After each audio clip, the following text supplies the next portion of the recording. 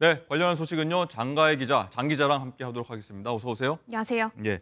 자, 보신 것처럼 이제 딥페이크 이제 범죄 피해가 눈덩이 좀 커지고 있는데 특히나 이 인기 걸그룹 여자 멤버들도 이 피해를 받고 있다 이런 얘기 들었습니다.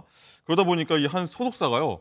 이 범죄와의 전쟁을 선언했다. 이런 얘기가 나오는데 어떤 내용입니까? 네, 우선 이 수치부터 한번 소개를 드려보겠습니다. 미국의 한 사이버 보안 업체가 2023년 딥페이크 현황 보고서를 냈는데 딥페이크 성착취물에 가장 많이 노출이 된 10명 중 8명이 바로 한국 가수다라고 밝혔습니다. 예. 자, K-팝 스타들이 세계적으로 인기를 많이 얻다 보니까 음란물의 표적이 되는 건데요. 네.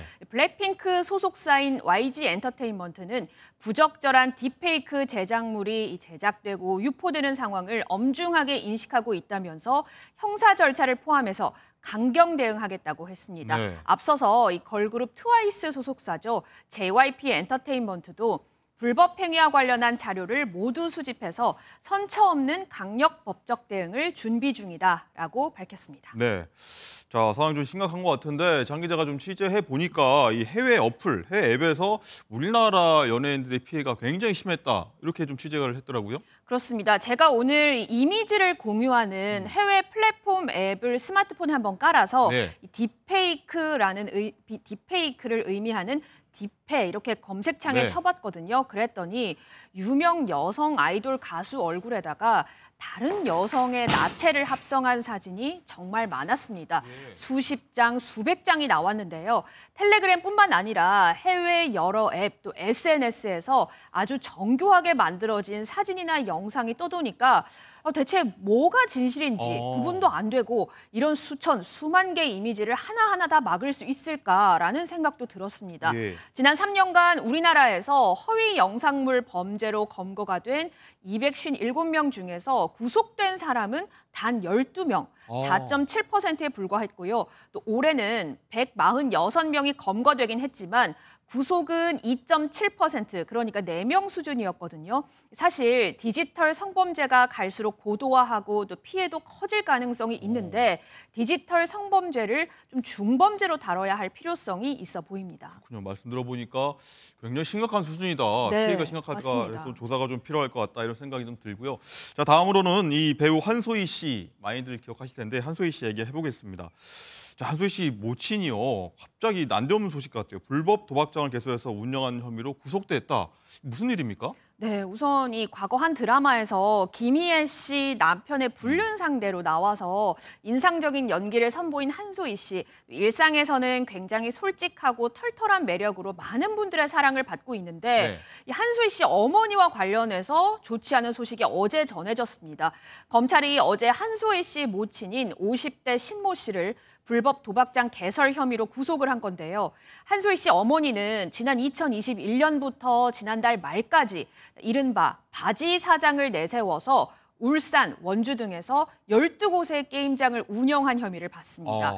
이용자들은 이곳에서 신 씨가 총판인 도박 사이트에 접속해서 게임 머니를 충전하고 바카라 같은 도박을 한 것으로 알려지고 있습니다. 그런데요, 이 한소희 씨 어머니는 사실 이 같은 혐의로 벌금을 낸 전력까지 있었다고 합니다. 그렇군요. 네. 딸이 이렇게 열심히 일하는데 어머니가 왜 이러나 싶은데 사실 기억해 보니까 예전에도 어머니 때문에 한소희 씨가 이제 좀 고충을 겪었다 이런 기억이 좀 나는 것 같아요. 맞습니다. 2020년인데요. 이 한소희 씨 어머니가 갯돈을 들고 잠적했다 이런 네티즌의 주장이 나오면서 비투 논란이 당시에 불거졌습니다. 한소희 씨는 그때 입장문을 내고 5살쯤에 부모님이 이혼하면서 나는 외할머니와 함께 살았다. 20살 이후 어머니의 채무 소식을 알게 됐는데 이 자신을 길러준 외할머니의 딸이자 천륜이니까 내가 자식된 도리로 데뷔 전부터 힘 닿는 곳까지 어머니의 빚을 변제해드렸다라고 밝혔습니다.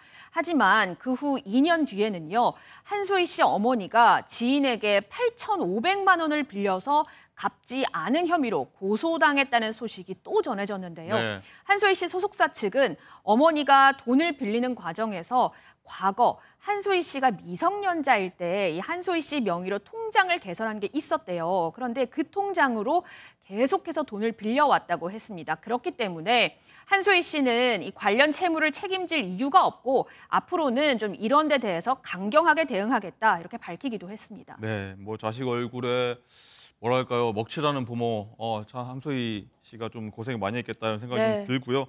좀 보니까 예전에 박세리, 장윤정 씨도 가족들 때문에 굉장히 좀 힘들었다 이런 맞습니다. 생각이 좀 들기도 합니다.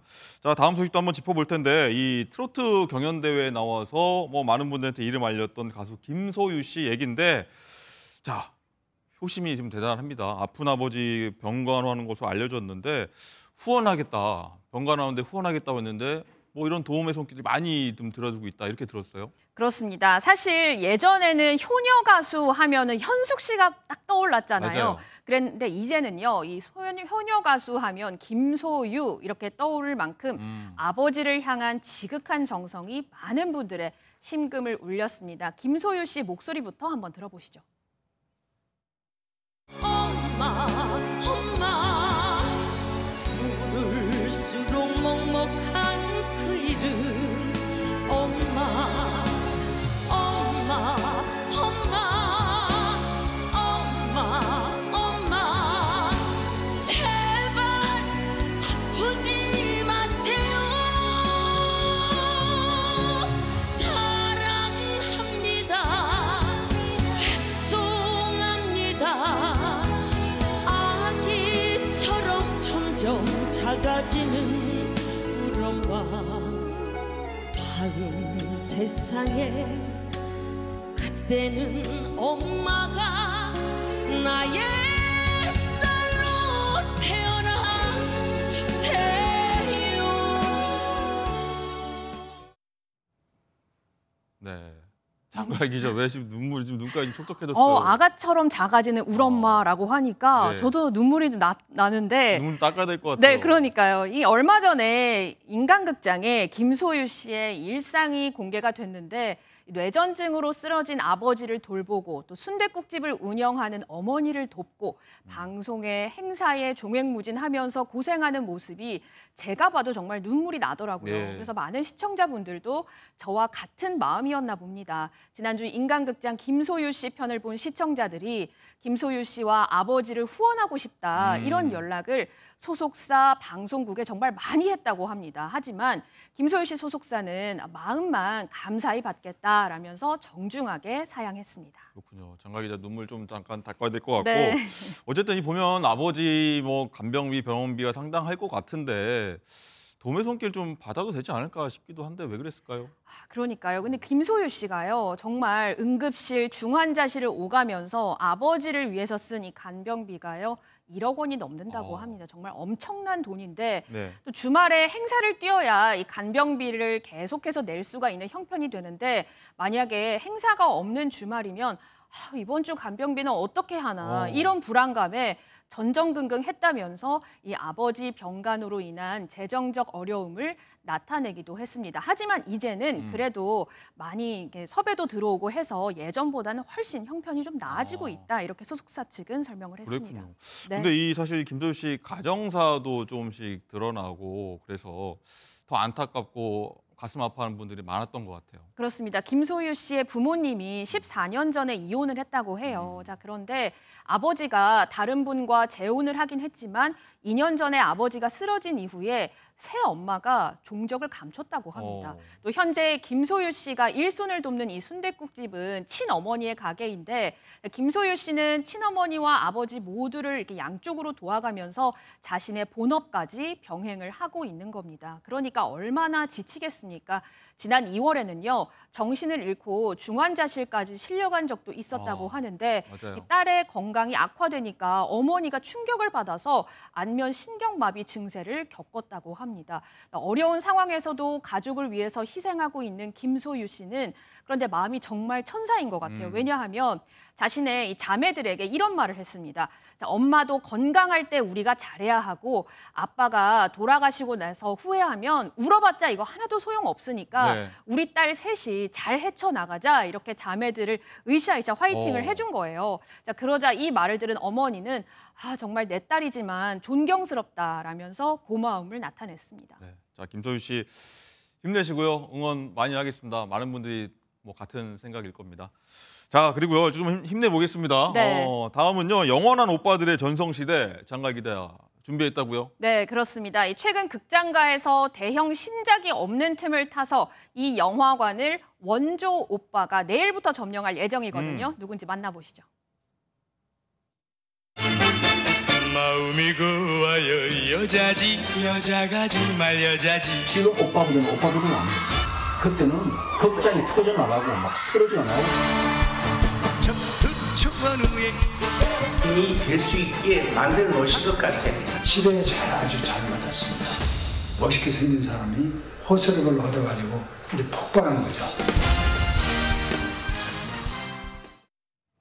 이 남진 씨가 저희 어머니 세대거든요. 그래서 제가 어머니한테 한번 여쭤봤어요. 엄마 남진 좋아했어? 나훈아 좋아했어? 이러니까 다 좋아했다. 네. 예전에는 지금 아이돌을 좋아하는 팬덤하고는 비교도 안 되게 오히려 그때가 더 대단했다라고 설명을 해주더라고요. 자, 내일 가수 남진 씨의 다큐멘터리 오빠 남진이 개봉을 하는데요. 이 성공한 사업가이자 국회의원을 역임한 아버지를 둔 원조 금수저인 남진 씨가 많고 많은 직업 중에 이 풍각쟁이가 된 그간의 인생 이야기가 영화에 담겨 있습니다. 공연, 영상, 여러 연예인들의 인터뷰도 함께 담았는데요.